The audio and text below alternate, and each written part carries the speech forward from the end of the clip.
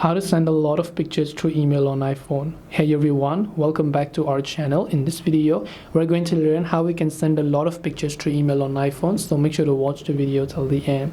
Now it is definitely possible to send a lot of pictures through the email app itself on iPhone. So you can open the default Apple Mail app, and whenever you're trying to basically send an email to someone over here, you just have to long press on the body.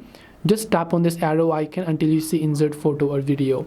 So when you tap on insert photo or video, you can select the images that you want to send over here, right? So depending upon what is it that you would like to send here, just do that. But the problem is, while you can select a lot of pictures, they will actually get added like this, not as an attachment at the bottom, but let's say as an embedment. So it gets embedded into the body instead of sending it. Now if this doesn't hurt you, then that's perfectly fine, you can send the email. But if this does hurt you, then what you can actually do is use a Gmail app instead. Go to Compose, log into that same Apple ID first, then you can tap on this option, and now you can simply select the multiple pictures that you would like to send to this particular person. And when you tap on insert, you can see without distracting, it will move at the bottom instead of attaching themselves in the body.